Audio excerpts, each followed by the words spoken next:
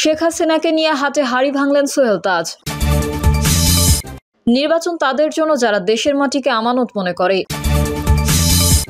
জানাবো আমরা গণতন্ত্রের কথা বলি কিন্তু চর্চা করি না, বললেন মির্জা ফখরুল।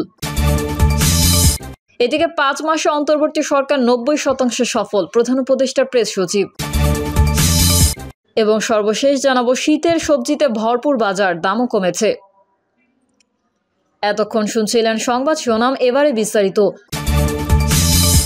শেখ হাসিনাকে নিয়ে হাতে হাড়ি ভাঙলেন সোহেল তাজ।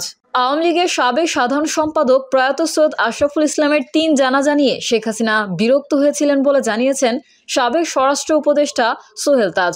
শুক্রবার সন্ধ্যায় হাতে হাড়ি ভাঙা প্রথম পর্ব শিরোনামে নিজের ভেরিফাইড ফেসবুক আইডিতে দেওয়া এক পোস্টে এই কথা বলেন তিনি। সোহেল তাজ তার পোস্টে বলেন, সৈয়দ আশরাফের 3টি জানাজা হবে শুনে তৎকালীন আওয়ামী লীগ সভাপতি এবং প্রাক্তন প্রধানমন্ত্রী শেখ হাসিনা বিরক্তি প্রকাশ করেছিলেন। তিনি সাধারণ সম্পাদক ওবায়দুল কাদেরকে ধমক দিয়ে বলেছিলেন, ও এত বড় কি হয়ে গেল যে 3টা জানাজা পড়াতে হবে। প্রতি উত্তরে কাচুমাচু করে ওবায়দুল কাদের আমতা আমতা করে জবাবে বলেছিলেন, নেতাকর্মীরা ওনাকে অনেক পছন্দ করে আর তাদেরই দাবি না মানলে সামলানো যাবে না। সোহেল তাজ বলেন, আপনারা যারা আশরাফ ভাইকে শাপলা চত্বর নিয়ে দোষারোপ করেছেন তা সঠিক নয়। তিনি হয়তো কিছু কথা বলে থাকতে পারেন, কিন্তু সব সিদ্ধান্ত আসতো একেবারে ওপর থেকে। পোস্টের শেষে সোহেল তাজ লিখেছেন, আওয়ামী লীগের ব্রেন ওয়াশড নষ্ট পচা নীতি বা আদর্শ বিচ্যুত লুটেরা, খুনি, হত্যা, গুম, নির্যাতনকারীদের সমর্থক সকলকে বলবো অনতিবিলম্বে আমার এই ফেসবুক পেজটি আনফলো করতে। আর অনুরোধ থাকবে নিজের বিবেককে জাগিয়ে আত্মোপলব্ধি, আত্মসমালোচনা করে অনুশোচনা করার। নির্বাচন তাদের জন্য যারা দেশের মাটিকে আমানত মনে করে। জামায়াতে ইসলামের আমির ডক্টর শফিকুর রহমান বলেছেন, আওয়ামী লীগ বিভিন্ন দেশের বিভিন্ন দলের দেশপ্রেমিক নেতাকর্মীদের উপর নির্যাতন চালিয়েছে। নির্বাচন তাদের জন্য যারা দেশের মাটিকে আমানত মনে করে। আমরা চাই অতি দ্রুত সংস্কার করে দেশে একটি নির্বাচন হোক। আশা করি তারা সেই দিকেই যাবে। তিনি বলেন, স্বাধীনতার পরে দফায় দফায় যারা ক্ষমতায় এসেছে তারাই আমানতের খেয়ানত করেছে। কম বেশি সবাই এই জাতিকে কষ্ট দিয়েছে। সবচেয়ে বেশি কষ্ট দিয়েছে গত 15 বছর যারা ছিল। সর্বশেষ 2024 সালে নিজের দেশের মানুষের উপর নির্মম নির্যাতন চালিয়েছে। জামায়াত আমির বলেন, 24-এ এত মানুষ কেন জীবন দিয়েছে? তারা বৈষম্যহীন সমাজ চায়। তারা বলেছে, আমরা চাঁদাবাজির বিরুদ্ধে, সন্ত্রাসের বিরুদ্ধে। 10 মাসের সন্তান থেকে শুরু করে 80 বছরের বৃদ্ধারা জুলাই আন্দোলনে নেমেছিল। সব শ্রেণী পেশার মানুষ আন্দোলনে সংহতি জানিয়েছিল। তিনি বলেন, যারা বাংলাদেশে আকাম কুকাম করেছে তারাই মানুষকে চোর বলতো। যারা মানুষের সম্পদ ইজ্জতের ওপর হাত দিচ্ছে না তাদের মানুষ গ্রহণ করবে। পথ পরিবর্তনের পর নেতাকর্মীদের বলেছি, সবাইকে ধৈর্য ধারণ করতে হবে। আলহামদুলিল্লাহ, সবাই সাধারণ মানুষের পাশে দাঁড়িয়েছিল, আন্দোলনে হতাহতদের পাশে দাঁড়িয়েছিল। আমরা যুবকের হাতকে দেশ গড়ার হাতে পরিণত করব। আমরা গণতন্ত্রের কথা বলি কিন্তু চর্চা করি না, বলেন মির্জা ফখরুল। বিএনপির মহাসচিব মির্জা ফখরুল ইসলাম আলমগীর বলেছেন, আমরা গণতন্ত্রের কথা বলি কিন্তু গণতন্ত্রের চর্চা করি না।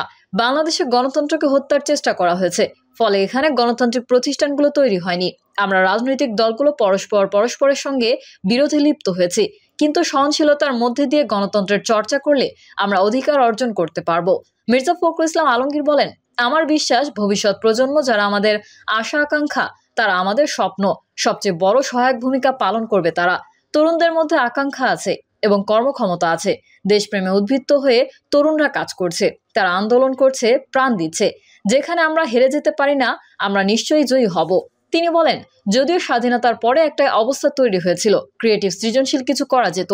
আজকে আমরা যারা রাজনীতি করছি, আমাদের ব্যর্থতা 53 বছরও বাংলাদেশকে একটা সুখী, শান্তিময়, প্রেমময়, ভালোবাসাময় দেশ হিসেবে গড়তে পারলাম না। আমরা রাজনীতি নিয়ে সংকীর্ণতায় ভুগি।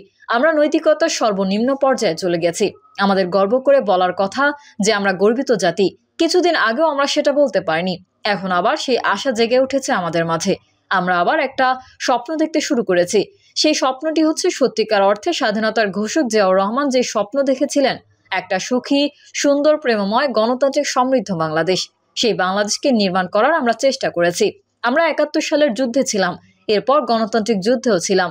বিএনপির মহাসচিব বলেন, আজকে সেই গণতান্ত্রিক যুদ্ধ শেষ হয়ে গিয়েছে, কিন্তু এখন পর্যন্ত আমরা ঐক্যের যে যুদ্ধ, সবাই মিলে একসঙ্গে দেশটাকে গঠন করব, তাকে নির্মাণ করে একটা পথরেখা দেখাবো। আজকে এই বয়সে এসে আমার কাছে মনে হয় এই জায়গায় আমাদের ব্যর্থতা আছে।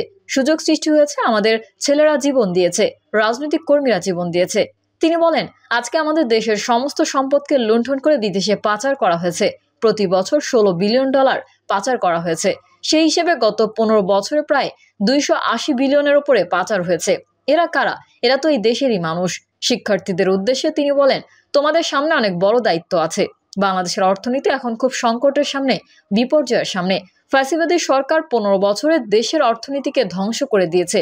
এই দেশের অর্থনীতিকে সচল করার জন্য যে নীতি নির্ধারণ করা দরকার, তোমাদের মধ্যে থেকে অনেকে বেরিয়ে আসবে। পলিসি মেকার তৈরি হবে, অর্থনীতিবিদ তৈরি হবে, যারা বাংলাদেশের অর্থনীতিকে সঠিক খাতে নিয়ে যাওয়ার জন্য কাজ করতে সক্ষম হবে।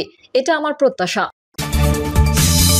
5 মাসে অন্তর্বর্তী সরকার 90% সফল, প্রধান উপদেষ্টার প্রেস সচিব। দেশের বর্তমান অবস্থা অনেকটাই স্থিতিশীল এবং আইন শৃঙ্খলা পরিস্থিতিরও অনেক উন্নতি ঘটেছে বলে মনে করেন অন্তর্বর্তী সরকারের প্রধান উপদেষ্টার প্রেস সচিব শফিকুল আলম। তিনি দেশ পরিচালনায় গত 5 মাসে অন্তর্বর্তী সরকার 90% সফল বলে উল্লেখ করেছেন।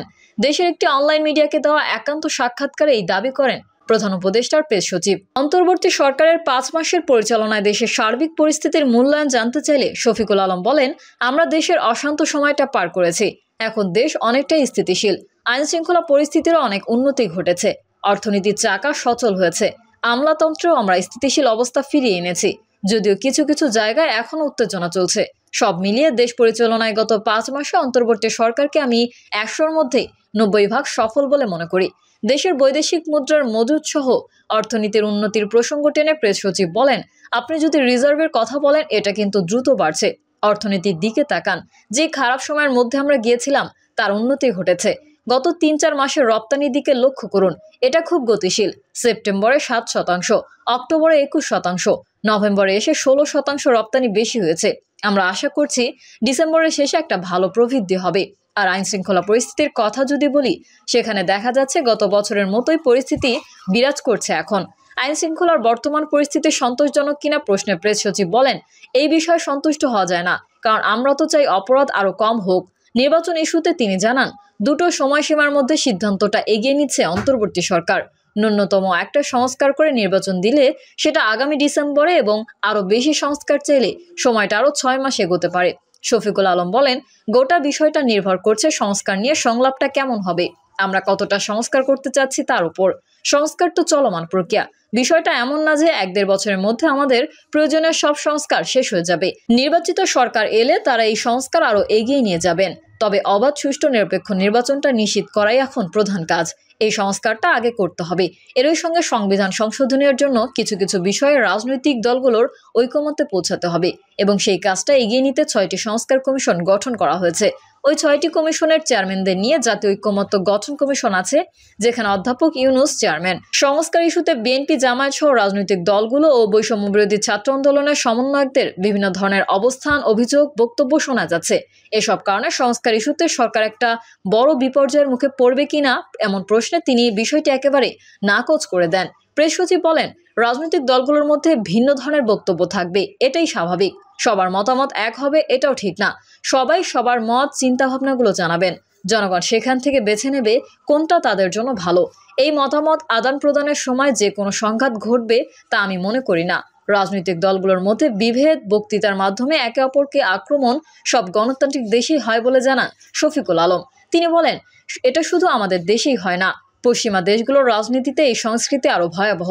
যুক্তরাষ্ট্রের রাষ্ট্রপতি নির্বাচনের ক্যাম্পেইনের সময় দেখবেন তাদের মধ্যে কি ধরনের আক্রমণাত্মক বক্তব্য চলে, একজন আরেকজনকে গণশত্রু বলে প্রচার করে। আসলে রাজনীতিতে এটা সাধারণ ব্যাপার, বিতর্ক থাকবেই। সবচেয়ে বড় কথা, এই তর্ক বিতর্কে যদি সবাই মিলে অংশ নেয় তবে একটা সুষ্ঠু সমাধানে আসা যায়। বৈষম্য বিরোধী ছাত্র আন্দোলনের প্রোক্লেমেশন বা জুলাই অভ্যুত্থানের ঘোষণাপত্র 31শে ডিসেম্বর প্রকাশ না হওয়া নিয়েও বক্তব্য দেন প্রেস সচিব শফিকুল আলম। শুরুতে এই প্রোক্লেমেশনে সরকারের কোনো সম্পৃক্ততা নেই বলা হলো, পরে বলা হয় সরকার এই প্রোক্লেমেশনে ঘোষণা দেবে। সরকারের এই সিদ্ধান্ত নিল কেন বা এই ইস্যুতে কি ঘটেছিল? জবাবে শফিকুল আলম বলেন, এই বিষয়ে বিস্তারিততে যেতে চাই না, তবে একটি ঘোষণাপত্রে দেশের সব রাজনৈতিক দলের মতামতের অংশগ্রহণ থাকুক, তা চায় অন্তর্বর্তী সরকার। সবাই একই সিদ্ধান্ত উপনীত হয়ে একটা ঘোষণাপত্র তৈরি হোক, আর সেখানে ডক্টর ইউনূস অবশ্যই থাকবেন। প্রিয় দর্শক, এই ছিল এখনকার সর্বশেষ সংবাদ। আপডেট সহ সংবাদ পেতে চ্যানেলটি সাবস্ক্রাইব করে বেল আইকনটি ক্লিক করুন। কমেন্টে আপনার মতামত জানিয়ে আমাদের সাথেই থাকুন। ধন্যবাদ সবাইকে। আল্লাহ হাফেজ।